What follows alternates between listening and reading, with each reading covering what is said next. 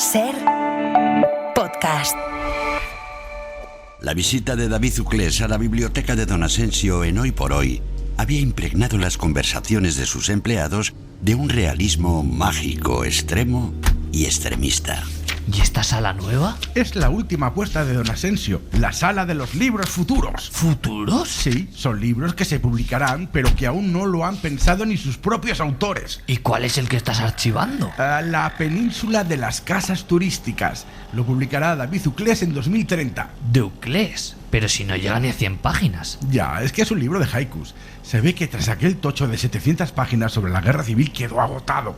Ya solo le da la cabeza para relatos cortos y haikus. Y aunque sea corto, ¿hay lluvias de sangre y garbanzos o lágrimas de mercurio? ¡Buah!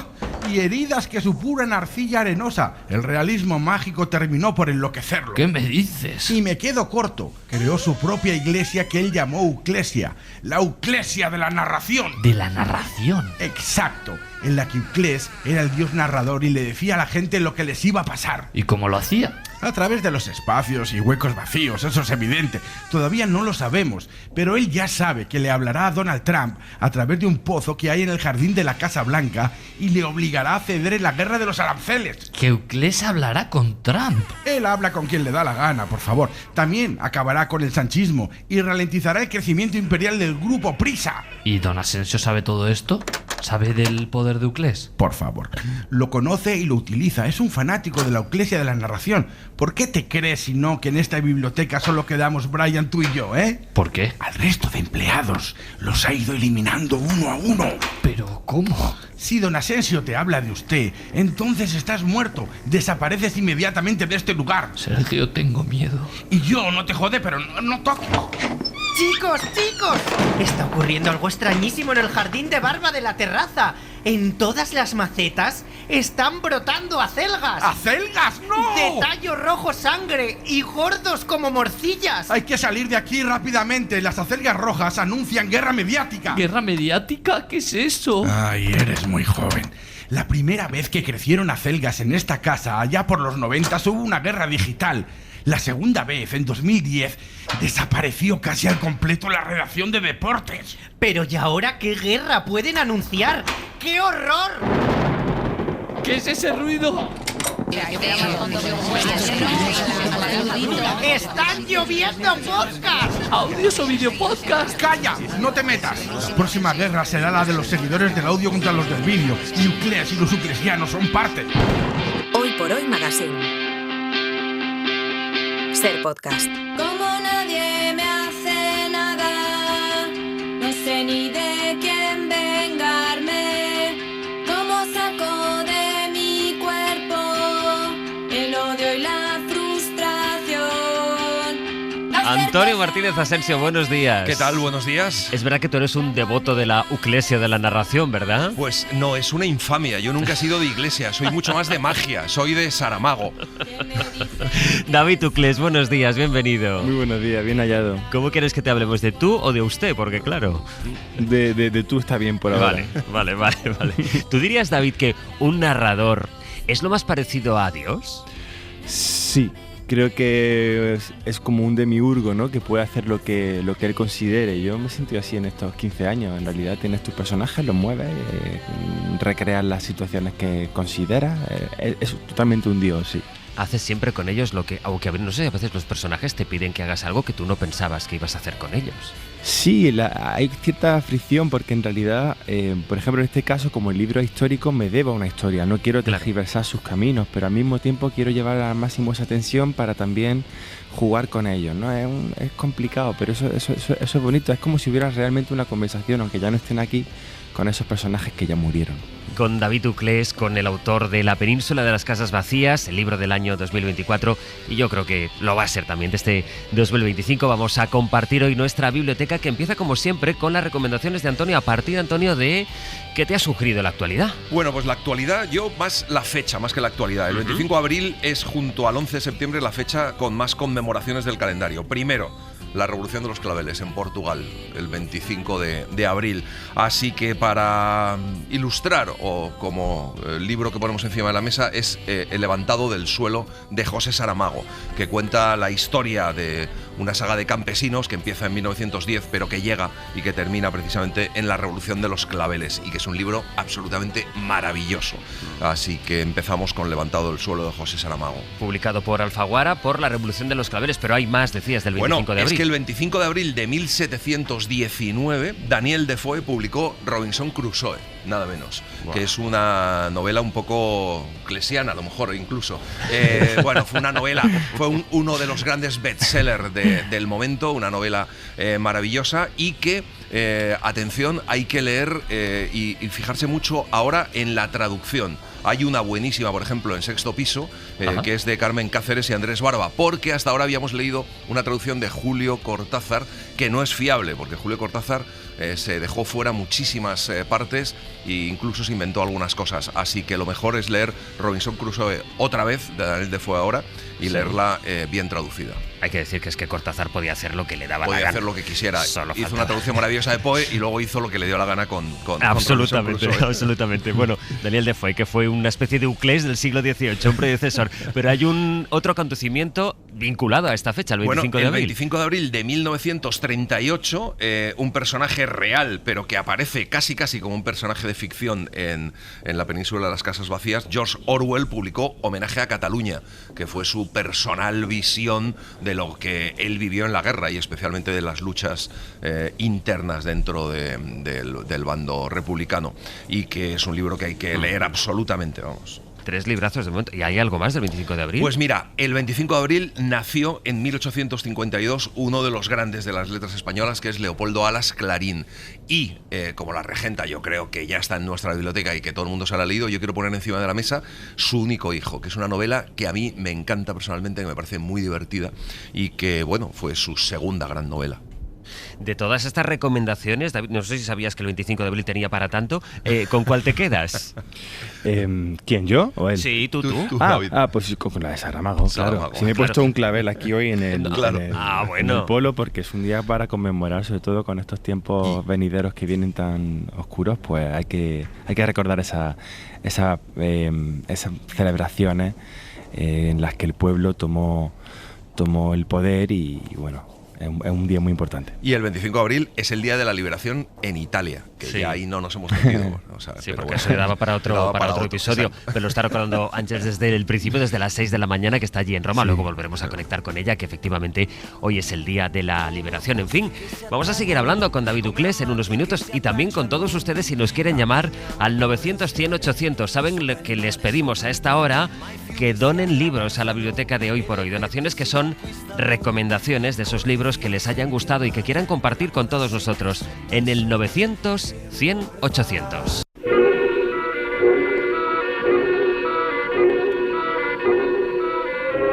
Hoy por Hoy Magazine. Ser podcast. Los de Odisto no eran de derechas ni de izquierdas, eran del árbol que más sombra les daba, que un ministro progresista prometía una desamortización que les daría más tierras y repartiría los bienes de manos muertas. Progresistas, que la República auguraba reformas agrarias y la modernización del campo. Republicanos, que el rey les prometía pan y oro regio. Monárquicos. Si no se mojaban más, no era por conveniencia, sino porque no sabían de política. El campo no les dejaba tiempo para instruirse en el mundo de la palabra. A Odisto, aquel universo oral le parecía muy combustible. Trabajando la tierra no se quemaba uno las manos.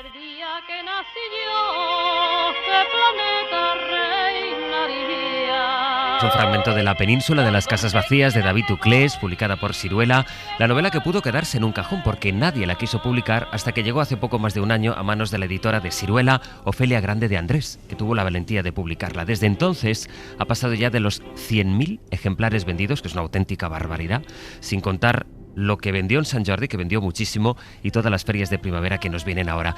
Antonio, más allá de las cifras, ¿por qué hoy esta es nuestra novela de la semana? Bueno, yo creo que es la novela más valiente que se ha publicado en los últimos años, más innovadora tal vez, más divertida, por oposición a aburrida, no a seria, porque es seria, más salvaje. Es una novela que es una experiencia leerse, de principio a fin, y es un viaje, y yo creo que tiene que estar en nuestra biblioteca, y además, para que no seamos la única biblioteca En la que España no en la que no está. David, hace poco más de un año tú estabas a punto de tirar la toalla. Ahora estás por encima de los 100.000 ejemplares vendidos. ¿Cómo se gestiona mentalmente algo así?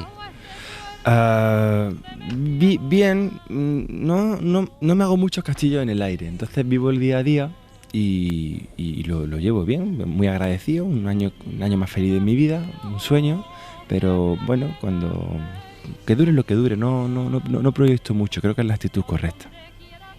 Bueno, es una novela de todas formas que llevas 15 años con ella y que un poco la ibas retocando cada vez que tenías un rechazo, o sea, quiero decir, esos rechazos al final han ido a favor de la novela. Sí, yo agradezco públicamente a todos aquellos editores que me dijeron que no, que ni siquiera me contestaron, porque gracias a eso lo que pasaba era que cada vez que me decía una editorial que no, yo me frustraba, dejaba el libro aparcado, hacía otra cosa y al año lo retomaba. O sea, sí que tuve muchas frustraciones. Porque tuviste feedback, ¿te decían por qué o no? No, nunca. Nunca. Me contestaban correos del estilo: estimado usuario genérico número 086, real, los tengo guardados para marcarlo algún día. Nunca me dieron feedback, no. Fue todo muy frío. Y ahora tienes un poco, escuchándote me pregunto si tienes una sensación como de, no quiero decir venganza, pero no se me ocurre ninguna otra palabra que se acerque a pasar cuentas o de ir tomando la matrícula de todos aquellos que te dijeron que no. No disfruto con eso, no. Además, casi que los puedo entender porque el mercado está saturado de nuevos libros y te viene como decimos en mi tierra, un zagalillo con un libro con 700.000 páginas tenía. Toma aquí toda la guerra civil en realismo mágico. Es lógico que lo primero que haga el editor es, como no tengo ni tiempo, ni a lo mejor ni gana, a ver qué habrá hecho este jienense, ¿no? Este aceitunero. Pero, entonces yo entiendo que no. ¿Y la idea la tenías clara desde el principio, que iba a ser así, que tenía que inspirarse en la guerra civil, que lo querías contar con realismo mágico? Cuéntame ese proceso, David. Tardé 15 años en escribirlo y a los 7 años yo ya tenía unas 800 páginas con ese Macondo íbero bien estructurado.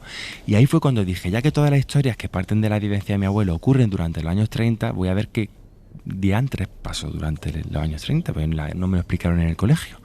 Investigo sobre la guerra. Veo que tengo 40 personajes principales y digo, ¿y si desparramos estos personajes? Y cuento a través de uno el exilio hacia Girona, la desbandada, Guernica, el bombardeo de Badajoz, la masacre de Badajoz, Paracuello, etc. Y ahí sí que tuve esa idea ambiciosa de decir, voy a intentar hacer la novela que yo no encuentro porque la buscaba. Yo buscaba una novela que en ficción me contara toda la guerra. Y no la encontré y dije, pues voy a intentar hacerlo yo. Lo que no sabía entonces que iba a tardar otros 8 años más en poder hacerlo y publicarlo. Y ahora, una vez que está en el mercado ya y una vez que has visto cómo funciona, ¿por qué crees que ha tenido tanto éxito? Porque claro, la guerra civil es un tema que ha estado muy tratado. Sí, mucho. Es por ese tono. A mí no me gusta, tengo que confesar que no me gusta mucho el término realismo mágico. Yo creo que es otra cosa, pero bueno, por ese tono casi surrealista, por esa forma de tratar la historia con a veces poco respeto, y eso mola también. ¿O por qué? ¿Por qué crees que es? ¿Por el estilo? ¿Por el tema? Yo insisto, yo creo que es porque es una de las primeras ficciones que te cuenta toda la guerra en todo el territorio, independientemente del estilo. Entonces el lector, cuando termina la lectura, tiene esa visión de todo lo que ocurrió. Eso por un lado. Por otro, el estilo, claro. Si es realismo mágico, costumbrismo mágico, llamémoslo X, es algo novedoso, supongo. El que tenga los episodios cortos hace que la lectura sea más fresca, que en esta época que tenemos la atención súper débil, pueden hacer la pausa donde ellos quieran. No sé muy bien. No hay una fórmula para el éxito, sino la usaríamos todos. Pero supongo que es una mezcla de esos tres factores. Al final yo creo que en la novela hay algo muy esencial, que son dos hermanos que se buscan a lo largo de toda la novela. Yo creo que también ese es uno de los ejes que vertebra todo y que tiene uno de los finales, esa historia más emocionantes de la novela, ¿no? Gracias. También esa emoción, ¿no? Porque la novela es una novela muy emocionante también en algunos puntos. Eso espero. Yo trabajé porque fuera lírica, es decir, tiene mucha poesía dentro y también mucho corazón y sentimiento. Por eso, por ejemplo, todos los escritores, artistas de la época que tomo como personajes que existieron, respeto sus vidas y no tergiverso absolutamente nada, ni siquiera de los políticos, ¿no? Sentí mucho amor haciendo el libro hacia ellos. Vamos a ir al momento en el que todas las señales están en Jándula, ese pueblecito de tu abuelo, de la Sierra Jienense, trasunto de Quesada, y que apuntan a que la guerra civil ha comenzado. A la mañana siguiente, con la luz del alba, los jandulenses se encontraron con la tierra cubierta de ceniza. Unos decían que se debía a la noche que habían sufrido, que como habían sido testigos de la caída de una parte de la bóveda celeste, aquellos eran restos del éter. Otros argumentaban que la capa negra se debía a las cenizas del incendio de la iglesia. Los de Odisto, una vez supieron que María había fallecido a medianoche, pensaron que era una señal de Dios, que había enlutado los campos y las calles, pero la ceniza venía del centro de la tierra. La península había sentido de golpe toda la sangre que iba a recoger durante la guerra que acababa de comenzar y estalló de dolor.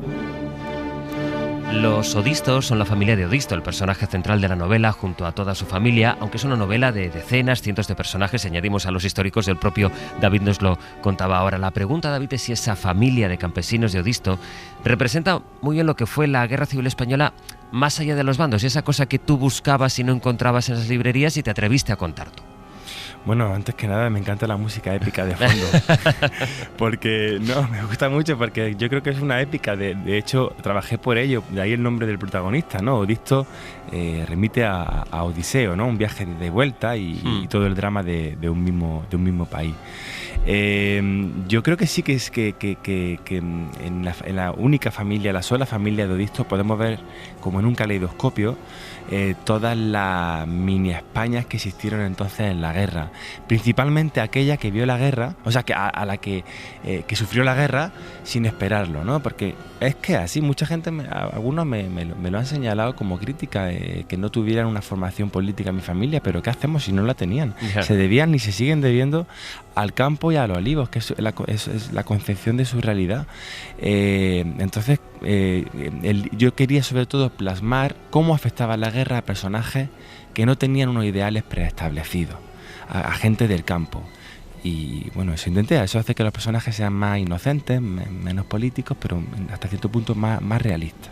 Bueno, la música decías que te gustaba, es que además está muy presente, porque hay momentos del libro en el que tú dices, bueno, y ahora tomen este tema, póngase y escuchen antes de leer este tema, ¿no? Porque estaba tan asociado, ¿no? Es que yo la veo muy visual la novela, es decir, y la veo muy cinematográfica, y entonces de pronto meter pistas de audio me parecía que podía hacer la sensación al lector mucho más audiovisual, mucho más tridimensional. Y bueno, meto como 7 canciones, mi preferida es El andante festivo de Sibelius. De hecho, van a hacer la serie del libro, está en preproducción, y yo quiero que esa canción sea la banda sonora de la serie, ¿no? Una canción, El andante festivo de Sibelius, que no sabes si es melancólica, o sea, que es totalmente melancólica, y según quien la escuche le va a parecer o triste o feliz, y creo que es un muy buen tema para el libro. ¿Qué serie se privó de dirigir cuerda, por Dios? Porque esta serie tendría que haberla hecho él. Es tan cuerdista esta novela, ¿no? Sí, lo es. Fíjate que yo solamente he visto Merece que no es poco una sola vez. Retengo muchas cosas porque me encantó, como ese momento en el que la señora va a misa y le dice al de al lado, ahora verás el levantamiento de hostia que hace este cura, y cuando levanta la hostia todo el mundo se levanta y aplaude la iglesia, ¿no? Eso se me marcó a mí de pequeño, pero la vi solo una vez, es decir, ¿hasta qué punto me ha influido? Lo mismo es que en esa tierra, como hablábamos antes del directo, emana algo, como al igual que la morriña gallega dicen que viene de una emanación de las piedras gallegas, pues a lo mejor en esa parte de la Sierra Segura, de La Mancha, tenemos un humor así un poco absurdo, no sé. Se manifiesta además el miedo, se puede ver el miedo en la novela a través de los silencios, de las puertas, las ventanas. Antes decía Antonio que es una novela divertida, pero en oposición a lo aburrido, no en oposición a lo serio, con un papel del que estamos hablando aquí de los muertos, pero no solo de los muertos, David, también de los desaparecidos, de las personas que fueron desapareciendo a lo largo de esos años. Sí, la guerra, mi intención con este libro además era intentar hacer lo que se llama una novela total, es decir, encerrar un mundo entero en un libro. Por eso hay pasajes orográficos, gastronómicos, que te enseñan a recoger la aceituna, hay muerte, hay nacimiento, hay sexo, y como tal pues también hay no solamente el drama de los fallecidos, sino de los exiliados, de los desaparecidos, y de ahí el título, ¿no? La península de las casas vacías, porque nos podemos poner de acuerdo los unos y los otros con H, como decía Unamuno, que no me inventé yo eso, pero hay una cosa que todos compartimos hoy día, y es que la península se quedó así después. ¿A qué familia no afectó la guerra? Y luego hay, además de todas estas historias trágicas que tú cuentas, a mí me encanta que en un momento de la novela dices, hay que decir que no todas las víctimas de aquellos años se debían a muertes extraordinarias y narrativamente interesantes. La mayoría moría de depresión, con el suicidio bajo el brazo o de una demencia, ¿no? Y como prueba de ello, por ejemplo, los tumbados, que eran hombres que volvían de la guerra, entre ellos mi tío abuelo, Antonio, que se metían en la cama y no salían. Porque era tal la depresión. Mira, yo en casi todos los testimonios que he podido recoger de gente que estuvo en la guerra, dicen que apuntaban 1 metro hacia la derecha del enemigo porque no querían matar a nadie, ¿no? Y el otro día el abuelo, una amiga que estuvo en la guerra, bueno, que está ya muy mayor, pero le dice, abuelo, ¿tú mataste a alguien en la guerra? Y dijo, no lo sé. Claro. Dice, no lo sé, porque yo apuntaba a otro lado. Yo no quería matar a nadie y las balas salían, ¿no? Pero yo no sé a quién. Tenemos una imagen de la guerra como muy épica. Esto es un poco contaminación del cine, como que va uno a luchar con sus ideales, a la batalla contra el enemigo, que es tu propio pueblo, ¿no? Yo creo que en realidad la gente iba a la guerra sabiendo que el que estaba enfrente era alguien que le tocaba de cerca. Un hermano, un primo, y además hermanos muchas veces con relación de sangre. Lo que hay en esta novela, lo decíamos al empezar, es un narrador muy poderoso, casi como Dios. Francisco Franco Bahamonde acudió a Toledo, que según el cardenal Gomá había vivido 2 meses sin alma, al día siguiente de la liberación del Alcázar. Se sentía radiante, feliz por haber logrado una victoria tan simbólica y por el baño de masas que se estaba dando. Aconsejado por su cuñado, que sabía mucho de propaganda, decidió tomarse una foto junto a las ruinas, pero a punto de posar para la instantánea, recibió un telegrama urgente que hizo que tuviera que abandonar el lugar ipso facto. El apremiante y extemporáneo telegrama decía lo siguiente: soy el narrador de esta historia. Estaré toda la noche delante del conde de Orgaz. Le estaré esperando, por si quiere venir a conversar conmigo. Antes te preguntaba, David, si el narrador es lo más parecido a jugar a ser Dios. Me decías que si tuviste claro desde el principio, en estos 15 años, en este proceso que nos describías al empezar, el punto de vista desde el que querías contar la historia y el tono que tenía que tener ese narrador. No, esto surgió, ese narrador que se entromete continuamente, que rompe la cuarta pared, surgió a mitad de camino cuando de repente yo quiero de esa manera ambiciosa contar toda la guerra. Entonces yo necesito decirle al lector, oye, que vienen 2 asedios seguidos, te pongo uno separado del otro, que la batalla del Ebro no puede durar 6 meses, te la voy a contar como si fueran las 24 horas de un día. Es decir, era un recurso para facilitar la lectura al lector, a quien yo siempre tengo presente. No me gusta hacer la novela demasiado críptica, sí lírica, pero no críptica.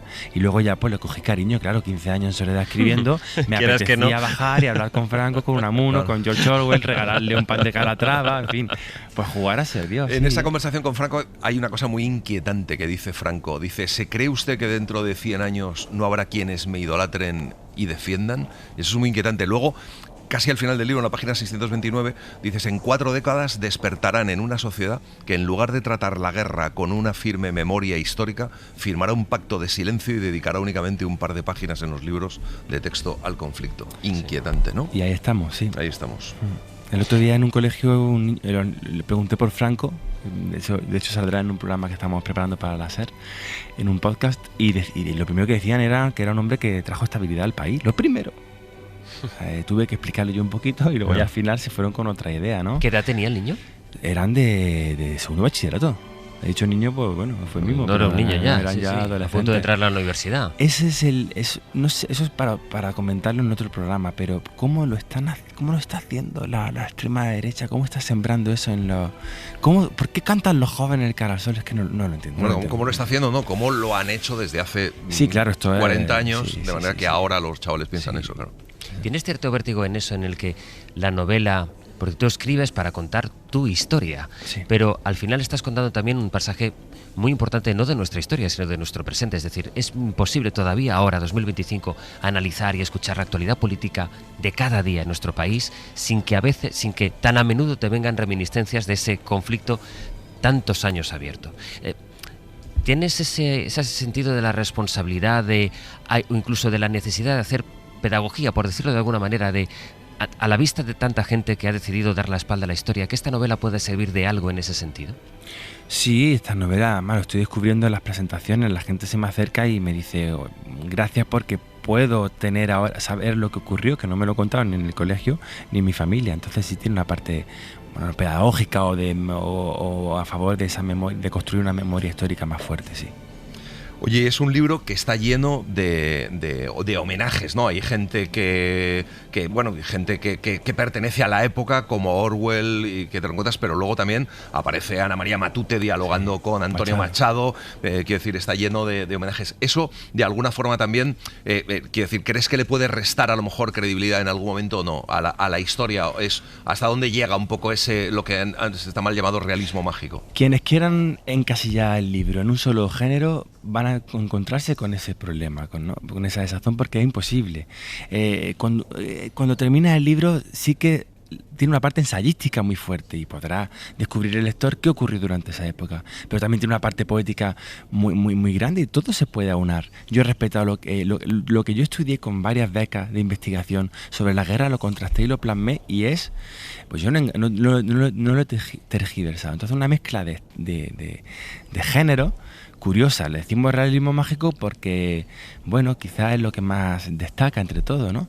Pero es novela histórica también, y tiene parte de ficción y tiene parte de autoficción, bueno, ya que los críticos lo metan en el cajón que ellos consideren. Hay desde luego mucho de debate que ha surgido desde que la novela empezó a coger el vuelo que ha cogido, con si es o no realismo mágico, con los personajes de lo que hablábamos y todo el simbolismo de esta historia que nos lleva, por ejemplo, a la cantidad de sangre que se derramó durante 3 años sin parar en este país. Los bordes de la brecha habían crecido 5 palmos cada día, y el día de Año Nuevo de 1937 alcanzaron casi 150 varas de terreno vertical, 2 veces el edificio de Telefónica de Madrid. Ahora había un enorme volcán dormido en mitad del país. No había erupción porque no tenía lava que soltar, pero la sangre que empezó a regar la tierra aquel mes de julio se fue acumulando. Cualquier gota derramada era absorbida por el subsuelo y conducida hasta el centro de Iberia. Todos los cuerpos caídos, fueran del color que fueran, alimentaron el volcán. Hoy por Hoy Magazine. Ser podcast. Hoy por Hoy Magazine. Ser podcast. ¿Cuántas casas van ya? ¿Destruidas o vacías? ¿Vacías? ¿En toda la península o en alguna región? En la península. Me faltan los datos de Bilbao. Al parecer todas sus casas se quedaron huérfanas. ¿Tienes un cálculo estimado? ¿De Bilbao? Del total peninsular, contando las últimas de Vizcaya y las de sus alrededores. Y si puedes, añadiendo las del reciente bombardeo de Almería. ¿Qué bombardeo? No te has enterado. Hitler, sin avisar a nadie, atacó Almería. Estaba furioso porque uno de sus buques había sido alcanzado por las fuerzas republicanas y necesitaba desahogarse. No sé cuántos fallecieron allí. Creo que una 20 de personas. Súmalas al resto. De acuerdo. Pues a ver, tengo un total estimado. Es difícil dar una cifra exacta. Inténtalo. ¿A cuántas casas asciende? Es complicado saberlo. Necesito una cifra, la más realista que tengas. Alrededor de 1.300.000 casas vacías.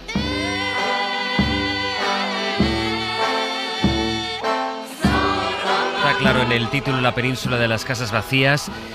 ¿De qué va la novela o a partir de qué historia y de qué pasaje de nuestra historia quiere inspirarse David Uclés en esta novela que fue el libro del año pasado? Seguramente lo decíamos, será de este. Me contabas antes, David, que pusiste el foco en las casas porque si en algo era fácil encontrar consenso, era en aquellas casas que se quedaron vacías del todo o en las que hubo pérdidas, ¿no? Sí, así es. Como he dicho, fue un país que se quedó huérfano de mucho y que todas las familias perdieron a alguien. Y yo, ahora que me he recorrido la península de nuevo, antes investigando y ahora promocionando el libro, no hay lector que no se me acerque y me cuente el trauma de su familia. Estoy haciendo un poco de psicólogo.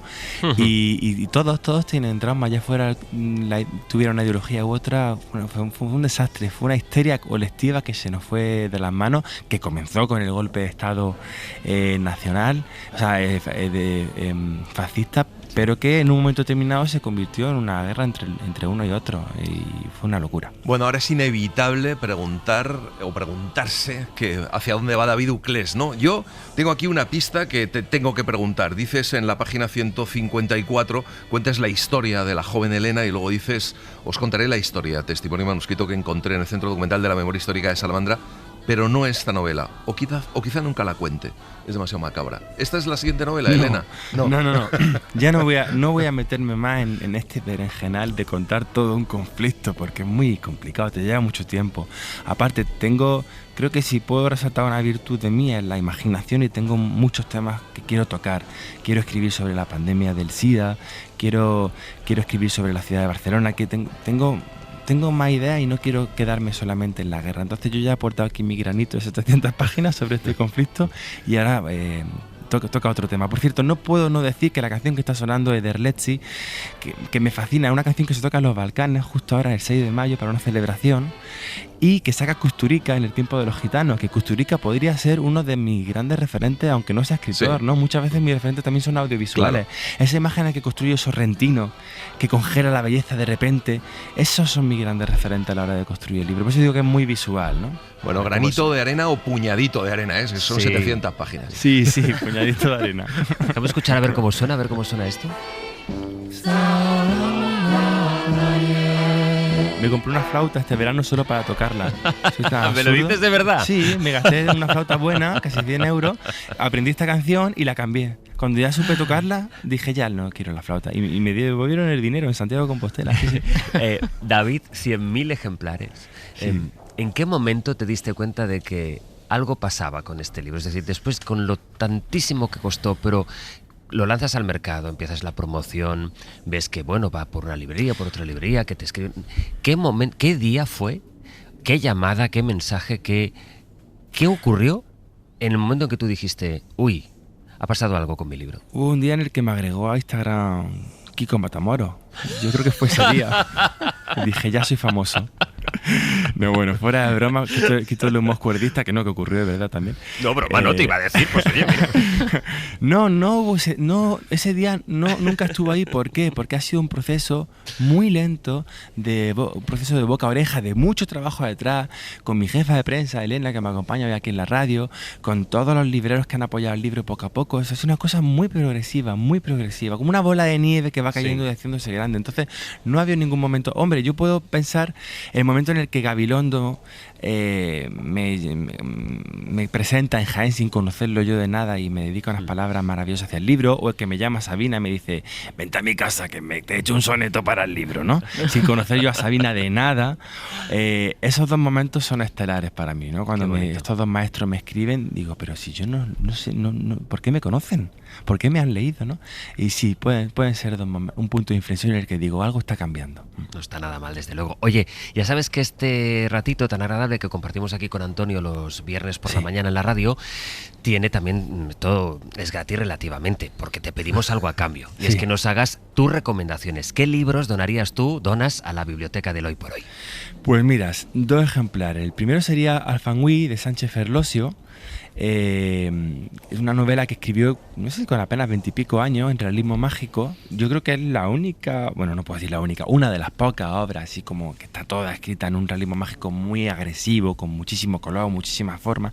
Es precioso ese libro y tiene que estar en la biblioteca sí o sí. Y por otro lado, el que es mi libro favorito en los últimos, 5 años, 10 años, junto a Las malas de Camila Sosa Villada.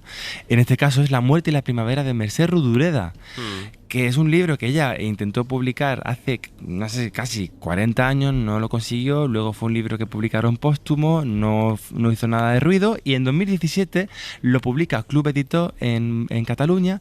La Vanguardia lo elige como mejor libro del año, y es una locura, porque una señora como Rodoreda, que si ves toda su obra tiene como una línea que puedes seguir de estilo y demás, de novelas muy interesantes con ciertos toques clásicos, de repente te trae La muerte y la primavera, en la que te enseña el abismo que supone la muerte y la desaparición del humano. Es increíble, estremecedora. Recomiendo su lectura, está traducida al castellano porque es increíble. Y así te das cuenta de que efectivamente La península de las casas vacías tampoco es un disparo al aire o algo, sino que también viene de una tradición de literatura en el que, pues esa forma de escribir, esa imaginación al servicio de la literatura, pues 2 de los representantes pues son efectivamente, increíblemente, Mercè Rodoreda, que La muerte y la primavera lo maneja maravillosamente, y por supuesto Sánchez Ferlosio, que es una locura. David. No, pues de hecho al principio, una de las frases que escogí para una de las citas del principio es de Ruth Dureda, que precisamente dice: una novela tiene que reflejar la realidad, pero tiene que tener una parte de fantástico, de irreal, y ha de ser poética. Esa es la base de toda la vanguardia. Claro. Si no haces un producto expresivo, con color, con forma, que invierta un poco la lógica, quizás la imagen no se queda tanto grabada en la retina. Y a mí me convenía, para fortalecer la memoria, que esto se quedara en la retina de los lectores. Bien, oye, qué bien. Pepe Rubio, buenos días. Buenos días. Vamos con las novedades que nos traes para la biblioteca de hoy. Pues mira, tengo una reedición que tiene que ver también con la Península de las Casas Vacías, es Los Caimanes de Manuel Ciges Aparicio, que se acaba de reeditar por Montesino, y que aparece porque es el nombre de este autor es una calle de Jándula. Donde vive mi abuela. ¿Sí? Exactamente. Bueno, pues esto también, mira por dónde se reedita ahora esta novela, que es la historia de los caimanes. Se desarrolla en la España rural, que asiste a su proceso de industrialización, y el protagonista, pues Ramón Castaña, ansía el éxito con su negocio, es decir, pero es víctima un poco de la envidia y la codicia del momento, ¿no? Y después tenemos Las voces del jilguero de Eva Losada en Funambulista. Es una novela contada a 3 voces que nos habla de los amores imperfectos que nacen del dolor, de la desesperanza, o que simplemente estuvieron siempre a nuestro lado y nunca lo supimos. Alucinante, porque Manuel Ciges, cuando me llegó el libro, o sea, me pareció increíble no conocer a este hombre, que fue un periodista excelente, que terminó en cargos políticos y que fue fusilado en Ávila en 1936. Yo no lo conocía. Manuel Ciges, que además me acabo de enterar, que me lo ha dicho David, que es el padre del actor Luis Ciges. Y es una novela maravillosa que acaban de reeditar, y yo creo que hay que recuperar a este autor, Manuel Ciges Aparicio. Y Eva Losada Casanova, Las voces del jilguero. Yo creo que es una de esas voces originales de la literatura española, que tiene también una gran trayectoria, Eva Losada, y esta novela, bueno, pues cuenta la historia también desde 3 voces muy distintas, de 3 personajes que se van enlazando, y es una novela fantástica. Vamos al 900-100-800, que es el teléfono del programa al que han llamado los oyentes para hacer sus donaciones. María Ángeles, desde Algeciras, buenos días. Hola, buenos días. María Ángeles, ¿cuál es su recomendación? A ver. Yo os recomiendo un libro que se titula Los garbanzos de Doña Violeta, de Ángeles, Reyes Aguilar, de la editorial Alfa, y la temática es también sobre el tema de la guerra civil. Es un hecho real y es una historia muy desgraciada, en el sentido de 2 jóvenes, cómo se truncan, y describe muy bien esa Sevilla de los señoritos, del poderío, también te llega mucho como a veces sin necesidad de una bala matar a una persona. O sea, no quiero desvelar mucho, porque la verdad que es un libro que en el momento que entras en él vas intentando avanzar, porque te engancha de tal forma que la historia es muy, muy bonita. Entonces, como hoy era sobre el tema de la guerra civil, sí, considero que es muy, muy importante también tener muchas más temáticas, aparte con el realismo mágico. Sí. Y por otro lado, saludar a David, que estuvo en San Roque y estuvimos viéndolo, y es un escritor encantador. Qué bien. Y nada, y felicidades por el programa. María Ángeles, muchas gracias. Pues esta novela está en Alfar. Germán llama desde Madrid. Buenos días, Germán. Hola, buenos días. ¿Cuál es el libro que donas? Pues el libro que dono es un libro ya muy antiguo, que yo leí hace muchísimo tiempo, y que se llama La lluvia amarilla, de Julio de Mazares. Mira, esta tarde estoy con él, porque tenemos una charla en la librería Méndez en Madrid. Dios. Sí, qué bien. Y anoche justo lo terminé de releer otra vez. A ver qué dice del libro. Maravilloso. A ver qué dices, Germán, a ver qué dices del libro. Que, pues bueno, para mí fue un libro impactante por varias razones. La primera, mi hijo estaba estudiando bachiller, le mandaron a hacer una redacción sobre el libro, porque Julio de Mazares visitó su instituto de Zaragoza, ¿no? Entonces, mi hijo me dijo, claro, que le habían mandado eso. Yo cogí el libro, lo compré, lo leí, y a continuación mi hijo me dijo: papá, me tienes que llevar a Inielle. Inielle es el pueblo desaparecido donde está reflejado el libro, ¿no? Sí. Y para mí, después de leerlo, tenía que visitar a Inielle. Es impresionante cómo desde la muerte de un hombre se describe la muerte de un pueblo. Para mí es un libro impresionante, vamos. La lluvia amarilla, de Julio Llamazares, nuestra segunda recomendación de esta mañana. Germán, muchas gracias. En Seix-Barral. Gracias a ti. Hasta luego, editado en Seix-Barral. María Ángeles nos ha recomendado Los garbanzos de Doña Violeta, de Reyes Aguilar. Germán, La lluvia amarilla. Y vamos a ver Jesús desde Málaga, que nos propone. Hola, Jesús, buenos días. Hola, buenos días. ¿Qué tal? Cuéntame. Mira, yo en un inciso, cuando había hecho acompañamiento de música de algunos relatos de la obra de David, os recomiendo porque él mismo lo pone, cuando habla de la desbandada, un capitulito precioso, él pone una música y la acompaña de la lectura del texto, es impresionante, yo lo pongo en mis clases para que los niños lo lean, yo soy profe de historia y la verdad que llega bastante a los alumnos. Además él hace un recurso de realismo mágico, supongo, porque dice, voy a contar este acontecimiento antes porque fue tan triste que me da pena contarlo en su momento. Y la verdad que es precioso. Muchas gracias. ¿Y el libro? El libro, mira, yo recomiendo Madi y la frontera, de Edurne Portela. ¿Y por qué? Que me lo leí hace un año aproximadamente y me gustó mucho, sobre todo porque es una mujer que está ambientada en la época del fascismo y demás. Y la mujer se atrevió a ayudar a la gente a protegerla y al final pues la pillaron los nazis. Y bueno, cuenta un poquito esa historia y creo que de poner en valor a estas personas que lo más fácil es mirar para otro lado. Madi y las fronteras, de Edurne Portela. Jesús, Sí, muchas gracias. Edurne Portela. Nada, un saludo. Que tengas un buen fin de semana. Está Eva Cruz por ahí, ¿verdad? Estoy por aquí, Sastre. Recuperando los libros que la gente deja descuidados o para Sí. otro momento, ¿no? Sí, en la redacción. Exacto, mira, he recuperado ¿Cuántas noches son esta noche? De Juan Domingo Aguilar, publicado por La Navaja Suiza. Y lo he recuperado porque el autor es de Jaeri del 93, o sea que es coetáneo de David. Lo he recuperado porque tiene en el frontispicio una frase de Anatole Brollard que creo que te va a gustar, que dice: solo quiero que el amor esté a la altura de su publicidad. Y también la he recuperado porque es una novela de amor y eso lo he recuperado por todos nosotros. Empieza con una pareja que recorre en coche muy deprisa el norte de Tenerife y al narrador se le ocurre que deberían llevar un cartel como los que se ven en las carreteras de montaña: cuidado, peligro de derrumbe. Así que ya sabes por dónde va. Este domingo, Antonio, un libro, una hora. Pues mira, este domingo vamos a contar El malentendido de Irene Nemirovsky, novelón, de la primera que escribió, aunque no la primera que publicó. David Uclés, ha sido un gusto reencontrarte, esta vez por la radio. Esta semana además tuvimos ocasión de conocernos, cosa que celebré. Dale un beso muy grande a tu hermana de mi parte. Me va a encantar. Muchas gracias por haber compartido este ratito de radio con nosotros a partir de un libro que ha venido para romper los moldes, que no se deja etiquetar ni siquiera con eso del realismo más mágico. Yo creo que La Península de las Casas Vacías, y así lo están atestiguando lectores y lectores, ha venido para cambiar un poco la manera de contarnos a nosotros mismos. Te mando un abrazo fuerte. Muchas gracias, un abrazo enorme. Hasta luego, Hasta David. la semana que viene. Antonio, hasta la semana que viene. Adiós. Para no perderte ningún episodio, síguenos en la aplicación o la web de la SER, Podium Podcast o tu plataforma de audio favorita.